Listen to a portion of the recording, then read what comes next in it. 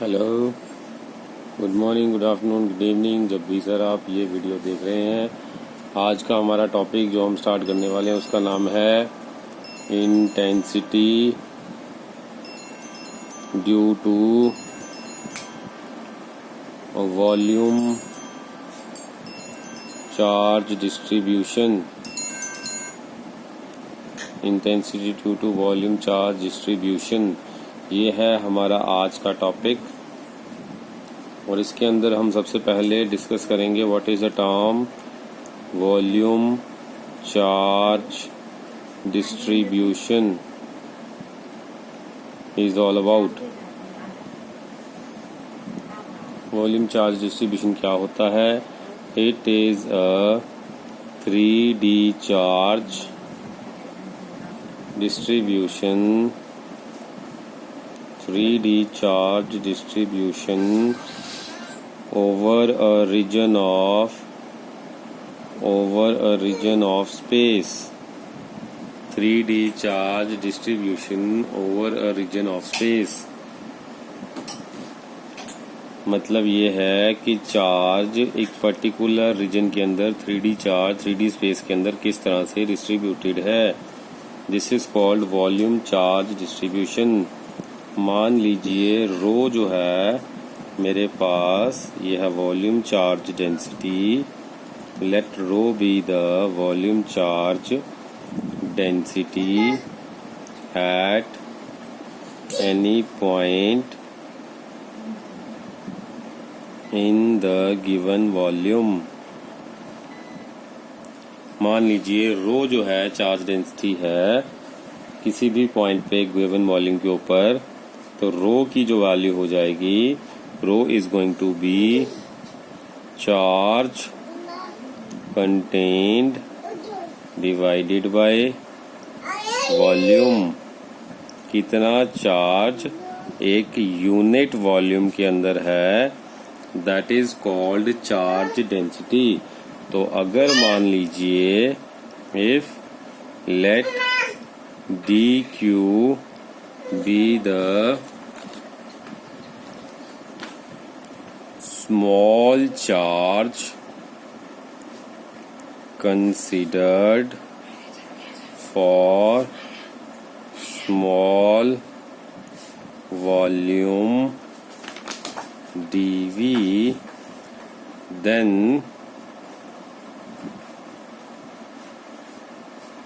mathematically we can write it as rho is equals to dq by dv,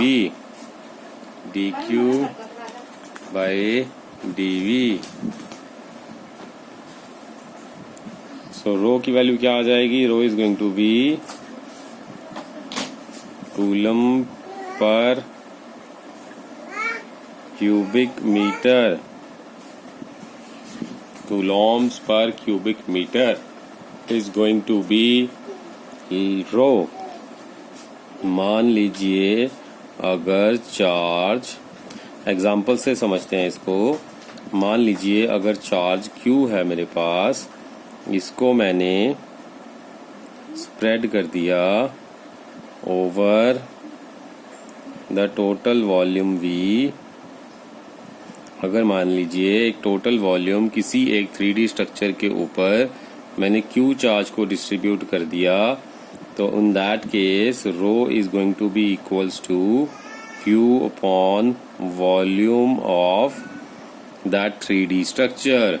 अगर मैंने 3D structure sphere ले लिया, in that case the volume is going to be the volume of sphere. तो हमने क्या बताया आपको? हमने ये बताया वॉल्यूम चार्ज डिस्ट्रीब्यूशन क्या होता है। वो सर ये होता है कि चार्ज का डिस्ट्रीब्यूट करना एक 3D रीजन के अंदर या फिर एक स्पेस के अंदर, this is called volume charge distribution. अगर 3D स्पेस के अंदर वॉल्यूम डिस्ट्रीब्यूटेड है, उसमें कितने डिस्ट्रीब्यूशन है, that is called a volume charge distribution. अगर मान लीजिए रो वॉल्यूम चार्ज डेंसिटी है, तो रो को हम किस तरह से मैथमेटिकली लिखते हैं? तो रो को हम लिखते हैं जितना चार्ज है डिवाइडेड बाय जितना वॉल्यूम है। The division of two gives us the volume charge density. अगर छोटा सा चार्ज अगर मैं लूंगा dq और छोटा सा वॉल्यूम लूंगा dv किसी भी एक स्फीयर का, यहाँ पर लेटस से हम एग्जांपल ले लेते हैं स्फीयर का।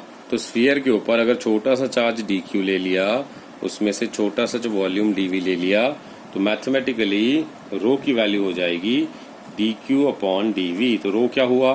Charge upon volume. चार्ज का यूनिट क्या होगा? कूलॉम्स।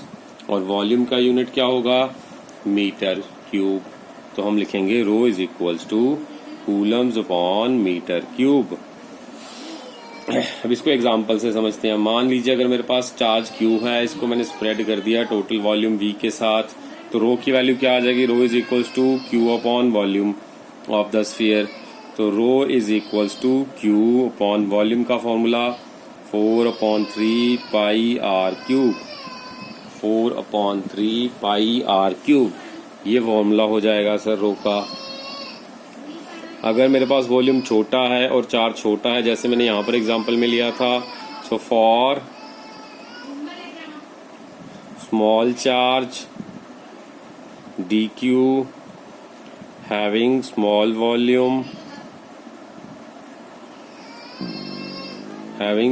वॉल्यूम dv, छोटा सा चार्ज अगर छोटे से वॉल्यूम के लिए मैं कंसिडर करूंगा, उस केस में मेरे पास जो वैल्यू हो जाएगा रो का, that is again going to be dq by dv। और यहाँ से अगर मैं dq की वैल्यू निकालने की कोशिश करूंगा, that is going to be rho times dv। Hope ये आपको क्लियर हो गया। हाँ सर, हमने क्या करा? स्फीयर लिया, स्फीयर का वॉल्यूम कंसिडर कर लिया, उस पर छोटा सा चार्ज dq ले लिया, छोटा सा वॉल्यूम dv ले लिया, उस पे चार्ज की डेंसिटी हमने ले ली रो। तो rho is equal to dq by dv। तो this is going to be the value of dq in terms of rho and dv।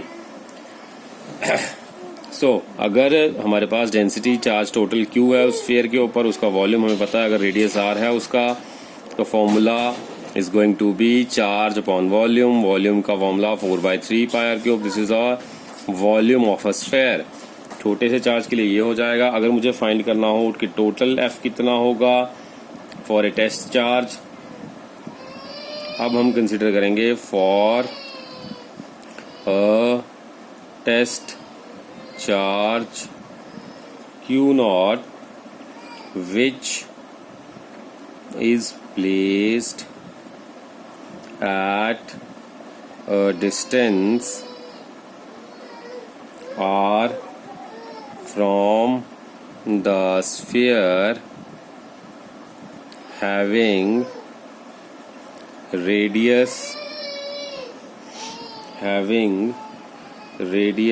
small r and charge q distributed over it.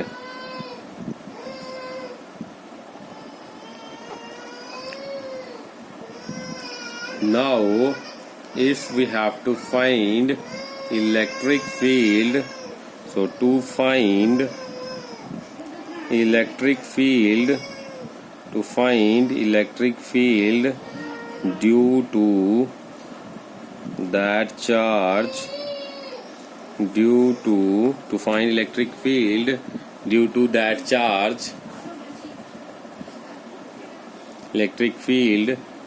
to that charge, on a point P which is at a distance r, sorry, let me settle the screen, now it's fine. So अगर मुझे test charge Q0 की वजह से अगर एक r distance पे sphere से कुछ पॉइंट पड़ा है, तो Q जो होगा उस पे मान लीजिए चार्ज डिस्ट्रीब्यूटेड है स्फीयर पे, और इलेक्ट्रिक फील्ड अगर मुझे फाइंड करना है उस पॉइंट P पे जो कि स्फीयर से r डिस्टेंस पे है। तो सर इसको समझ नहीं आया अगर आपको, तो मैं डायग्राम बना के एक्सप्लेन कर देता हूँ। लीजिए इसको डायग्राम से समझते हैं क्या इंफॉर्मेशन ये देना चाह रहा है। तो ये कुछ इस तरह से बोल रहा है, कि मान लीजिए हमारे पास एक ये ऐसा स्फीयर है, इस स्फीयर का मान लीजिए यहाँ पर रेडियस है r, और इस स्फीयर से एक डिस्टेंस जो है लेटस से यहाँ पर हमने ले लिया r डिस्टेंस पे, तो इसका रेडियस है कैपिटल R, और इससे स्मॉल r डिस्टेंस पे मान लीजिए एक टेस्ट चार्ज पड़ा हुआ है Q0. Q0 is the test charge जिसके ऊपर हमने इलेक्ट्रिक फील्ड की वैल्यू फाइंड करनी है।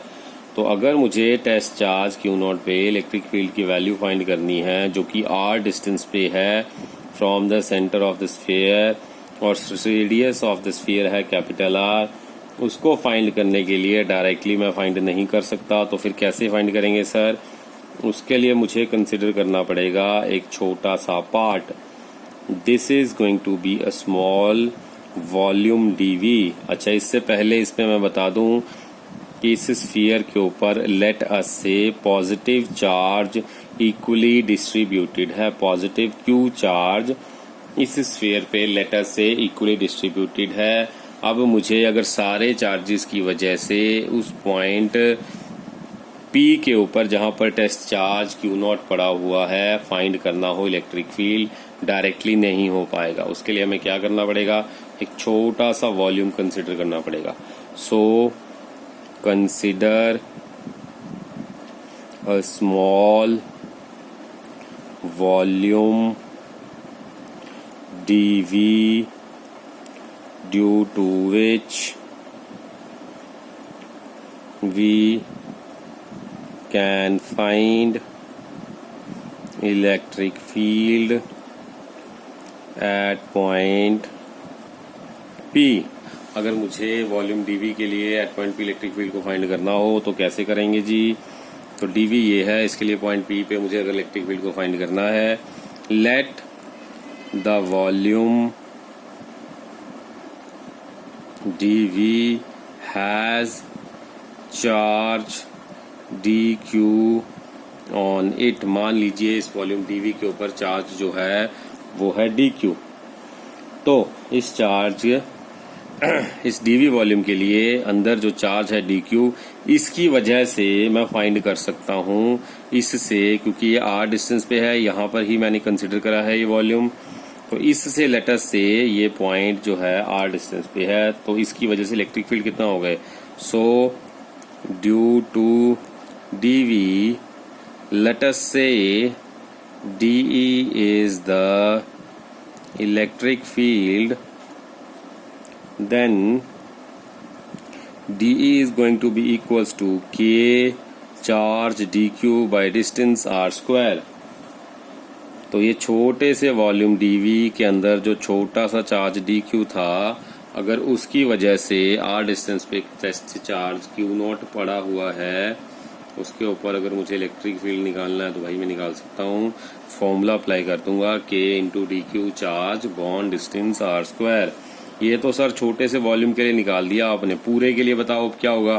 Sir to find the electric field due to entire sphere के लिए we have to integrate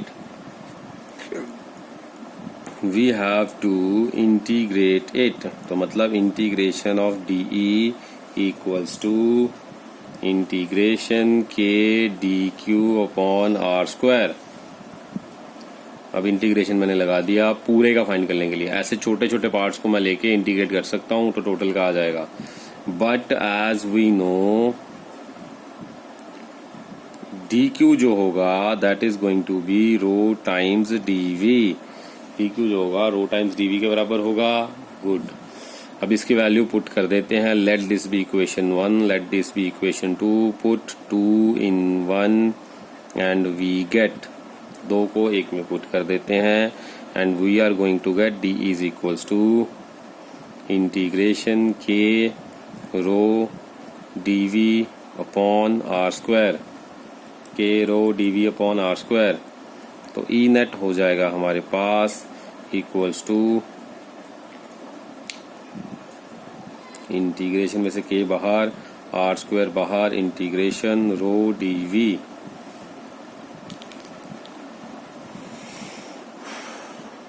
So this is going to be the final expression for the case of sphere shaped structures। तो जिनका volume निकल सकता है, generally 3D structures भी बोल सकते हैं। इस केस में हमने स्पेसिफिकली स्फीयर लिया था, राइट। तो जिसका भी आप लोगे उसका सरफेस एरिया उसका वॉल्यूम आपको पता होना चाहिए। उसकी वॉल्यूम का वैल्यू आप उसकी डेंसिटी के फॉर्मूला में पुट करके निकाल सकते हैं सर। तो एक बार दोबारा देख लेते हैं सर, आपने क्या डिस्कस करवाया, एक बार दोबारा बता दो। ठीक है सर, हमने क्या बताया, अगर हमें इंटेंसिटी निकालनी हो, intensity due to a volume charge distribution, तो वॉल्यूम चार्ज डिस्ट्रीब्यूशन के लिए सबसे पहले इस टर्म का हमें मतलब पता होना चाहिए। तो हमें पता लगा वॉल्यूम चार्ज डिस्ट्रीब्यूशन होती है कि एक 3D स्ट्रक्चर की वजह से एक रीजन के ऊपर कितना इम्पैक्ट पड़ेगा, that is going to be volume, और उसके ऊपर जो चार्ज उसकी डिस्ट्रीब्यूशन किस तरह से है, वॉल्यूम चार्ज डिस्ट्रीब्यूशन। तो अगर मान लीजिए रो जो है वॉल्यूम चार्ज डेंसिटी है, मतलब एक यूनिट एरिया के अंदर अगर लेटर से एक फिक्स्ड अमाउंट ऑफ चार्ज है, तो चार्ज को एक यूनिट एरिया से अगर मैं यूनिट वॉल्यूम से अगर मैं डिवाइड कर दूं, तो charge upon that unit volume is going to give us volume charge density at that point. अगर छोटा सा चार्ज लेंगे उसके लिए छोटा सा हमारे पास चार्ज dq, के लिए छोटा सा वॉल्यूम dv, उसके लिए छोटा सा चार्ज dq, छोटा सा वॉल्यूम dv, उसके लिए छोटा सा चार्ज dq। इसको अगर मैं इसमें फिट करूंगा फॉर्मूला में, then I am going to get rho is equal to dq by dv। अब चार्ज का यूनिट कूलम्स और वॉल्यूम का यूनिट मीटर क्यूब, तो coulomb upon metre cube is going to be the unit of density, charge density. अगर charge Q पूरा spread कर देंगे एक वॉल्यूम के ऊपर, तो लेटर से अगर जैसे मैंने स्फीयर ले लिया, स्फीयर के ऊपर अगर चार्ज मैं डिस्ट्रीब्यूट कर दूंगा तो रो की वैल्यू हो जाएगी Q अपॉन वॉल्यूम। वॉल्यूम का अगर मुझे स्फीयर का वॉल्यूम मुझे फाइंड करना हो तो फॉर्मूला मुझे याद करना पड़ेगा 4/3 पाई आर क्यूब। चार्ज अगर इस पे Q है, इसका रेडियस अगर R है, तो रो की वैल्यू आ जाएगी Q upon 4/3 pi r cube. अगर स्मॉल चार्जेस की बात करें, स्मॉल चार्जेस के लिए dq का वैल्यू हो जाएगा rho is equal to dq by dv। तो हमारे पास dq की वैल्यू आ जाएगी रो टाइम्स dv। अगर मैं टेस्ट चार्ज की बात करूं, टेस्ट चार्ज Q0 है जो कि रखा हुआ है at a distance r from the sphere, उसका रेडियस r है। अगर चार्ज Q डिस्ट्रीब्यूटेड है उसके ऊपर, तो अगर मुझे इलेक्ट्रिक फील्ड फाइंड करना हो तो मैं इजीली फाइंड कर सकता हूं। तो इसके लिए मैंने डायग्राम बनाया सबसे पहले। तो डायग्राम में मैंने क्या बताया आपको, ओके मैंने एक डायग्राम में स्फीयर दिखाया, स्फीयर के अंदर उसका रेडियस r दिखाया, उससे r डिस्टेंस पे एक पॉइंट P जिसके ऊपर Q0 चार्ज टेस्ट चार्ज रखा हुआ है, जहां पे हमें इलेक्ट्रिक फील्ड फाइंड करना है। इलेक्ट्रिक फील्ड फाइंड करने के लिए हमने क्या करना है, मान लीजिए हमने एक छोटा सा वॉल्यूम उसका कंसिडर कर लिया dv। तो छोटा सा वॉल्यूम अगर dv लेंगे, उसकी वजह से छोटा सा चार्ज होगा dq। तो dv वॉल्यूम के लिए छोटा सा चार्ज अगर मान लीजिए dq हमने कंसिडर कर लिया, इसकी वजह से p पॉइंट जो कि r डिस्टेंस पे है उस पे कितना इम्पैक्ट बढ़ेगा इलेक्ट्रिक फील्ड का, तो वो अगर मुझे फाइंड करना हो तो फॉर्मूला हमें पता है मैथमेटिकली dE, जो कि छोटे से चार्ज छोटे से वॉल्यूम की वजह से छोटा सा electric field dE is going to be equals to k into dq by r square.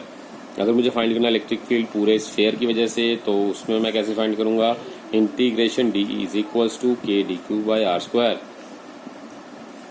जैसे कि हमें पता है कि dq की वैल्यू क्या हो जाएगी, रो इंटू dv। तो अगर मैं सेकंड इक्वेशन को फर्स्ट में पुट कर दूं तो हमारे पास आ जाएगा integration dE is equal to integration k rho dv upon r square. तो k upon r square into rho dv हमारे पास आ जाएगा ई नेट की वैल्यू। होप ये आपको क्लियर हो गया सर। तो हमने निकाल दिया intensity due to volume charge distribution. अब coming to the next topic, that topic is again important, electric field lines. अगली हेडिंग बनाएंगे, that is electric field lines. Let me settle the screen first. Okay, one moment. Okay, that's fine. Electric field lines.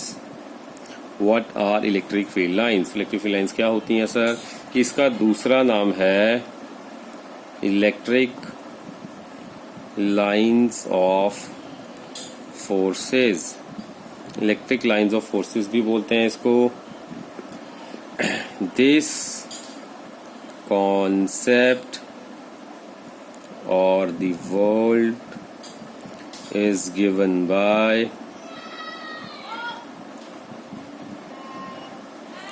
scientist called Faraday। Faraday एक scientist था जिसने इस concept को introduce किया था and that concept was of electric field lines। So hope you understand this। Okay, कुछ खास नहीं है, फेराडे ने ये कॉन्सेप्ट का नाम दिया है जी, इलेक्ट्रिक फील्ड लाइंस या लाइंस ऑफ फोर्सेस। तो अब उसने क्या बताया वो हम पढ़ेंगे। अब उसमें ये बताया गया था कि अगर कोई चार्ज क्यू ले लेते हैं, फॉर अ चार्ज क्यू लिखते हैं थोड़ा सा, for a charge Q electric field E is inversely proportional to square of the distance। that means E is proportional to 1 upon r square। तो उसने ये बताया था अगर चार्ज क्यू ले लिया, उसके लिए इलेक्ट्रिक फील्ड की अगर मुझे वैल्यू फाइंड करनी है तो वो होती है relation that is 1 upon r square के। होप ये चीज़ आपको क्लियर हो गई। हमने पहले भी थोड़ा सा इसके बारे में पढ़ा हुआ है। और अगर हमने याद करें कि हमारे पास ये था कि अगर मेरे पास पॉजिटिव चार्ज है, for positive charge Q electric field के बारे में हमने ये पढ़ा था, that is always away from the charge. और अगर मैं नेगेटिव चार्ज ले लेता हूँ, फॉर नेगेटिव चार्ज हमने क्या पढ़ा था, electric field is always towards the charge Q. अगर हम इसका पिक्टोरियल व्यू देखें, पिक्टोरियल व्यू कुछ इस तरह से मैं बताना जा रहा हूँ कि ये है, अगर मान लीजिए यहाँ पर मेरे पास एक पॉजिटिव चार्ज क्यू। अब यहाँ से मैं कुछ एरोज ड्रॉ कर रहा हूँ इस तरह से कि पॉजिटिव चार्ज से अवे जाता हुआ electric field. So this diagram is going to explain that the arrows gives the direction of electric field going outwards. एक तरह से आउटवर्ड की तरफ दिखा रहा है ये, तो गोइंग आउटवर्ड्स। ये होप आपको क्लियर हो गया कि आपको ये एरो डायग्राम या पिक्टोरियल व्यू, एरोज बाहर की तरफ निकलते हुए दिखाई दे रहे हैं, तो ये होता है इसका पिक्टोरियल व्यू। इस तरह से दिखाया जाता है। Let me settle the screen, sorry for that. Okay, so the length of arrow represents magnitude, length of arrow represents magnitude of electric field। Length जो है एरो का ये क्या बताएगा, मैग्नीट्यूड बताएगा सर इलेक्ट्रिक फील्ड का। सर इसका मतलब ये हुआ जितनी इसकी लेंथ है उतना मैग्नेटिक फील्ड। अगर ये लेंथ है मैग्नेटिक फील्ड कम, अगर मैं इससे ज़्यादा लंबी लाइन बता दूंगा तो लेंथ ज़्यादा means magnitude of electric field ज़्यादा। होप ये आपको क्लियर हो गया। हाँ सर, आपने ये बताया कि लंबी अगर एरो बनेगी तो इलेक्ट्रिक फील्ड ज़्यादा, अगर छोटी छोटी एरो बनेगी तो इलेक्ट्रिक फील्ड कम। जी सर, यही है। और इसमें सेकंड इम्पॉर्टेंट पॉइंट क्या था, as we move away from E, the length of arrow decreases। अगर मैं E से दूर जाऊंगा तो एरो की लेंथ कम हो जाएगी, अगर मैं दूर जाऊंगा तो लेंथ एरोज की डिक्रीज हो जाएगी। ओके सर, ये भी क्लियर हो गया। तो इसको सर ड्रॉ करके दिखाता हूं मैं। कुछ इस तरह से बोलना चाह रहे हैं। मान लीजिए ये ही सेम डायग्राम मैंने ड्रॉ करा, ये है नज़दीक वाला इलेक्ट्रिक फील्ड। जैसे ही दूर जा रहे हैं यहाँ पे इलेक्ट्रिक फील्ड लाइन की जो लेंथ है ये कम होती जा रही है। सर दोबारा ये ऐसे ये लेंथ छोटी करके दिखा रहा हूं मैं।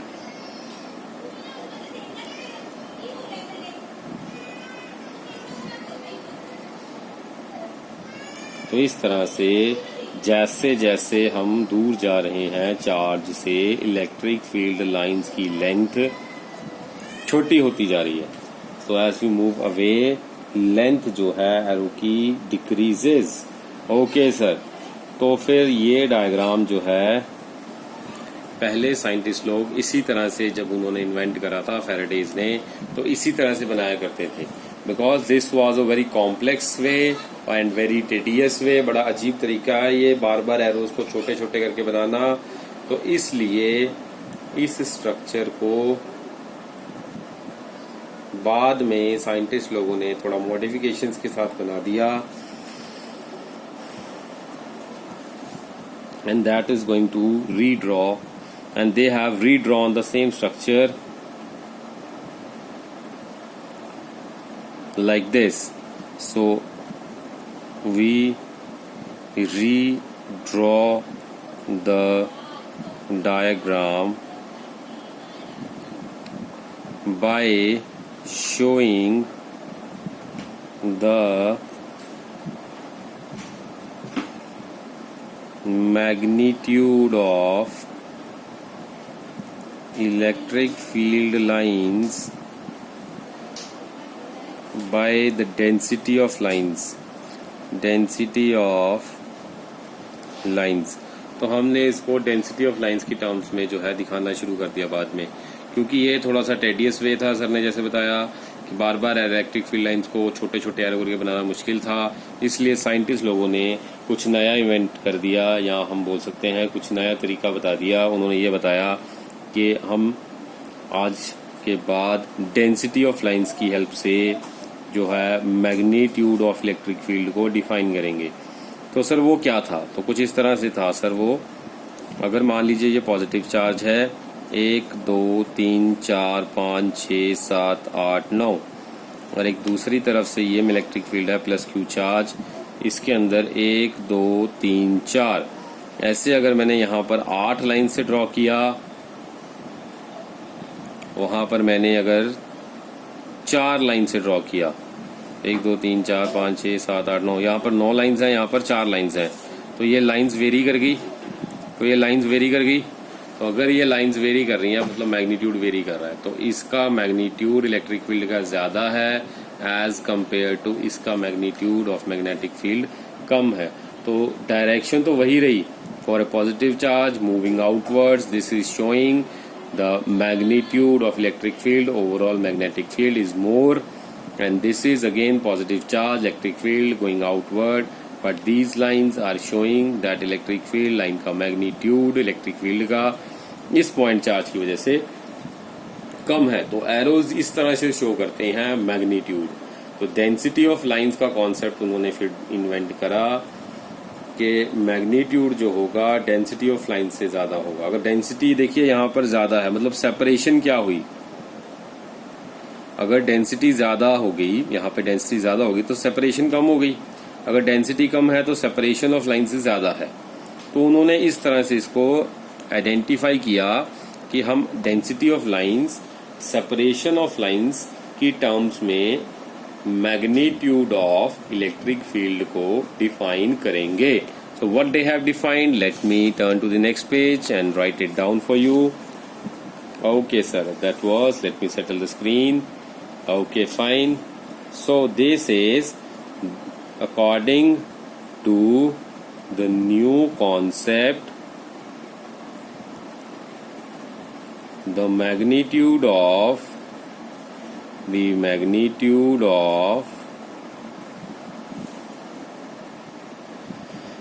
electric field, magnitude of electric field is given by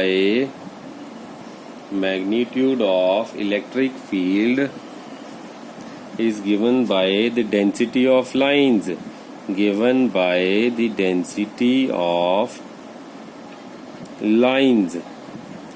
more the separation of the lines lesser will be the magnitude of magnitude of field नहीं लिखेंगे, इलेक्ट्रिक फील्ड।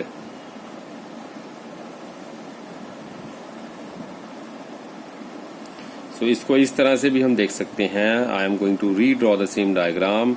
हमारे पास ये दो चार्ज लाइंस बना दी, एक पॉजिटिव एक अगेन पॉजिटिव।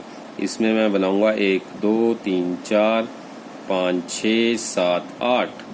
तो यहाँ पर मैंने 8 इलेक्ट्रिक फील्ड लाइंस जो कि एक पॉजिटिव चार्ज से आउटवर्ड की तरफ जा रही हैं ड्रॉ कर दी। यहाँ पर मैंने 4 electric field lines which are going out of the electric field मैंने ड्रॉ कर दी। यहाँ पर 8, यहाँ पे 4। तो यहाँ पर सेपरेशन चेक कर सकते हैं आप, that the magnitude of electric field is given by the density of lines. ठीक है जी। अगर यहाँ पे सेपरेशन देखिए आप, सेपरेशन ऑफ लाइंस अगर कम है तो मतलब डेंसिटी ज़्यादा है, सेपरेशन ऑफ लाइन ज़्यादा है तो मतलब डेंसिटी कम है। तो उसके कॉरस्पॉन्डिंगली ही हम बोल सकते हैं कि इस केस में इलेक्ट्रिक फील्ड ज़्यादा, इस केस में इलेक्ट्रिक फील्ड कम। होप सर आपको ये चीज़ क्लियर हो गई। हाँ सर, ये बिल्कुल क्लियर हो गया हमें कि जितनी ज़्यादा लाइंस उतना ज़्यादा इलेक्ट्रिक फील्ड, जितनी कम लाइंस उतना कम इलेक्ट्रिक फील्ड। और सेपरेशन से भी देखता है, अगर कम डिस्टेंस है, डिस्टेंस कम है तो इलेक्ट्रिक फील्ड ज़्यादा होगा, डिस्टेंस ज़्यादा है तो इलेक्ट्रिक फील्ड कम होगा। इस तरह से चलता है ये कॉन्सेप्ट। हाँ सर, बिल्कुल यही कॉन्सेप्ट है। अब हम इस कॉन्सेप्ट से डेफिनेशन बनाएंगे, definition of electric field lines. Definition of electric field lines. तो इलेक्ट्रिक फील्ड लाइंस का डेफिनेशन अब हम देखेंगे। तो डेफिनेशन क्या होगा? तो according to this definition, these lines are imaginary lines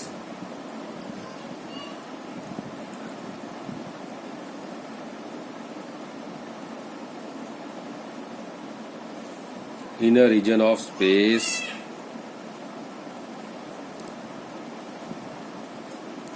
along which a free positive charge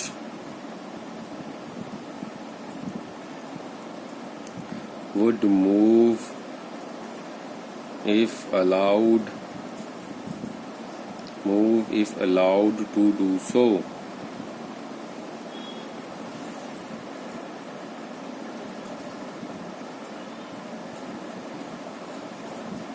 If allowed to do so. तो डेफिनेशन क्या होगी सर? वही कि अगर लाइंस